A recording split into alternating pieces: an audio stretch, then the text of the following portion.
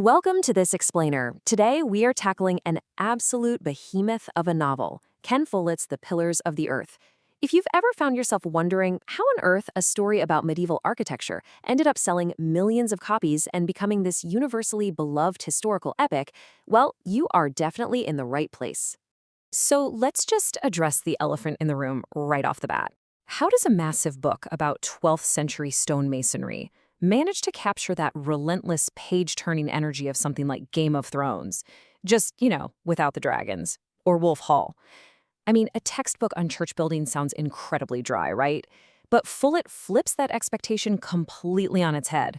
The secret sauce here is that Follett crafts a truly cinematic story, where the construction of just one single cathedral in the fictional town of Kingsbridge acts as the absolute nexus for a multi-generational struggle. We're talking power, survival, the whole shebang.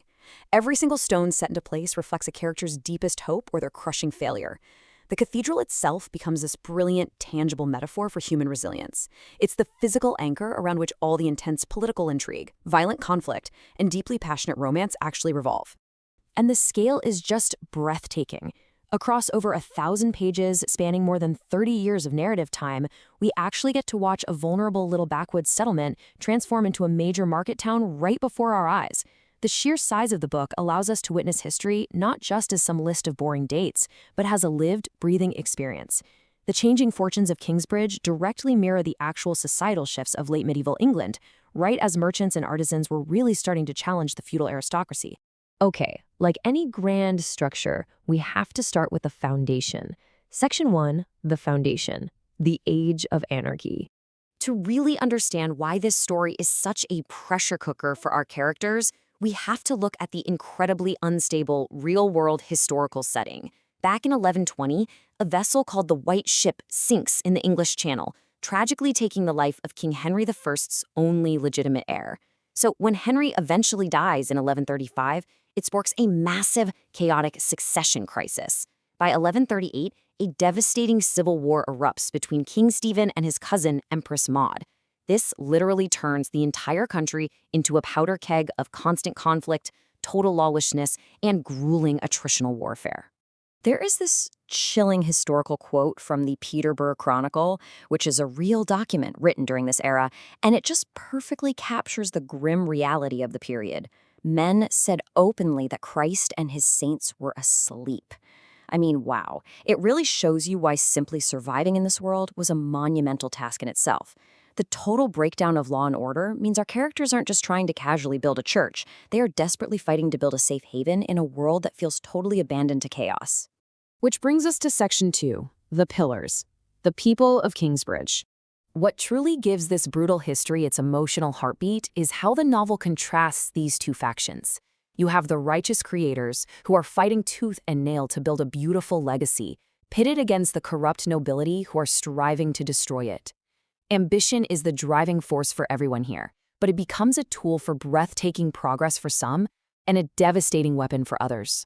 Leading the creators, we have Tom Builder. He's a practical, incredibly devoted mason whose lifelong dream really anchors the entire story.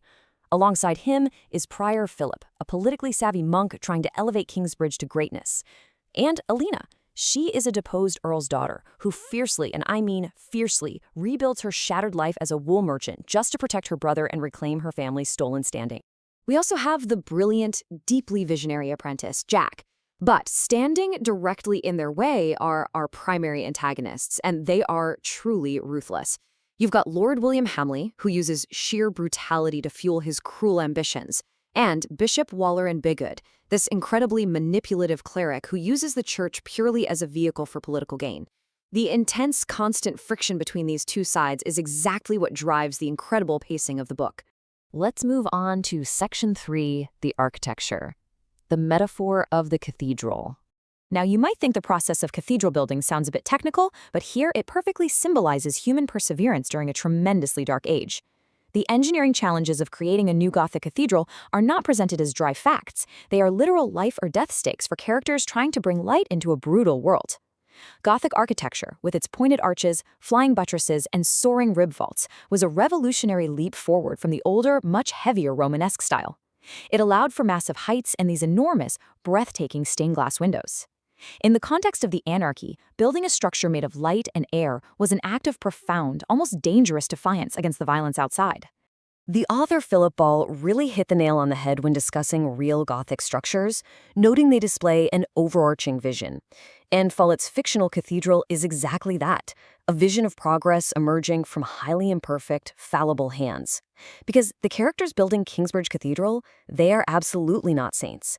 They're deeply flawed humans dealing with jealousy, severe trauma, and heavy moral compromises. Yet, out of all that messy human reality, they somehow manage to create something mathematically perfect and divinely beautiful. And because of this setup, the physical construction allows the novel to organically explore these massive, sweeping themes. Whether we're talking about corrupt power struggles, bitter, generation-spanning revenge, or enduring love, every single facet of human emotion is quite literally baked right into the mortar of the cathedral itself. But you know what's truly amazing? How completely real it all feels. Follett grounded the daily, gritty details of medieval labor in meticulous research from historical experts like Jean Gimpel and Nikolaus Pevsner. So when you're reading about them calculating the immense weight of a vaulted ceiling or trying to erect these insanely dangerous wooden scaffolds, it never, ever feels like a lecture. You are right there, standing in the dirt and the sweat of the 12th century alongside them. Finally, let's wrap up with Section 4, The Capstone, a timeless masterpiece.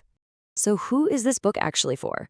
Well, if you are a fan of intricate political maneuvering, dense character-driven epics, or those sprawling, addictive medieval television series, this is absolutely tailor-made for you. Yes, it requires a time commitment, but the payoff is immense. You genuinely get to live an entire lifetime alongside these characters. You feel the bite of the winter frost, you intimately understand the devastating stakes of a poor harvest, and you will find yourself fiercely cheering for every single small victory they manage to carve out against the corrupt elite. The real magic trick here, what makes it a true masterpiece, is Follett's direct cinematic prose. While some historical novels can kind of drown you in heavy academic exposition, this narrative moves at breakneck speed. A mundane structural miscalculation doesn't just read like a math error, it becomes a terrifying, ticking clock thriller that can mean absolute, literal ruin for the entire town. Ultimately, The Pillars of the Earth asks us to reflect on the nature of ambition, the drive to create, and what we are truly willing to sacrifice to leave a lasting legacy behind. It's a powerful reminder that human progress endures, even in our darkest, most chaotic times. So I'll leave you with one final question. Are you ready to journey to Kingsbridge and witness the pillars rise for yourself?